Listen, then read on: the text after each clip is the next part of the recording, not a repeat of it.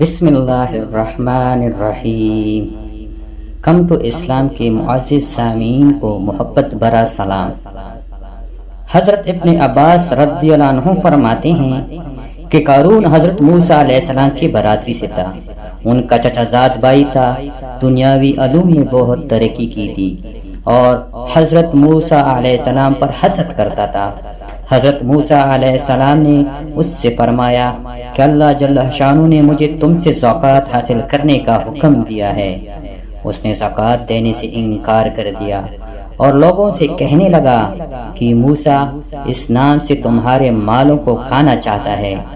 اس نے نماز کا حکم کیا، تم نے برداشت کیا، اور احکام جاری کیے جن کو تم برداشت کرتے رہے۔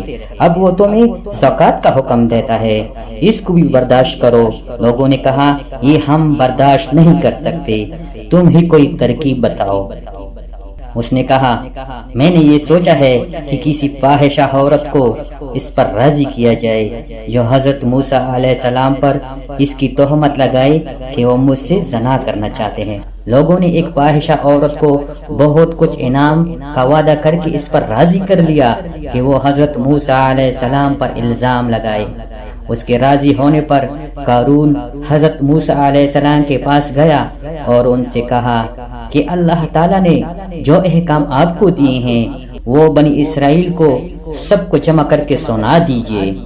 حضرت موسیٰ علیہ السلام نے اس کو پسند فرمایا اور سارے بنی اسرائیل کو جمع کیا، اور جب سب جمع ہو گئے تو حضرت موسیٰ علیہ السلام نے اللہ تعالیٰ کے احکام بتانے شروع کر دیے کہ مجھے یہ احکام دیے ہیں، اس کی عبادت کرو، کسی کو اس کا شریک نہ کرو، صلہ رحمی کرو، اور دوسرے احکام گنوائے جن میں یہ بھی فرمایا اگر کوئی بیوی والا زنا کرے تو اس کو سنگسار کیا جائے۔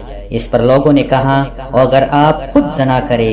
حضرت موسیٰ علیہ السلام نے فرمایا اگر میں زنا کروں تو مجھے بھی سنگسار کیا جائے۔ لوگوں نے کہا کہ آپ نے زنا کیا ہے۔ حضرت موسیٰ علیہ السلام نے تعجب سے فرمایا کہ میں نے؟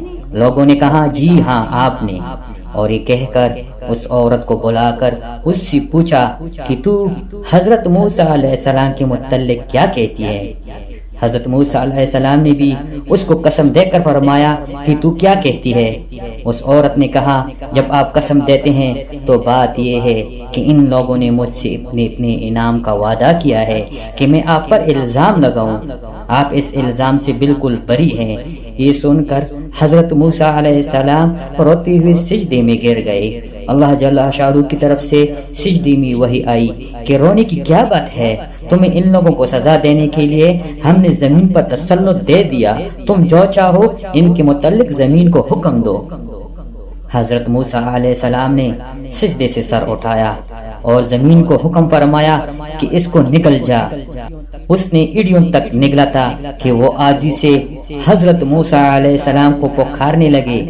حضرت موسیٰ علیہ السلام نے پھر حکم فرمایا کہ ان کو دھنسا دے، حتیٰ کہ وہ گردن تک دھنس گئے۔ پھر بہت زور سے وہ حضرت موسیٰ علیہ السلام کو پکارتے رہے۔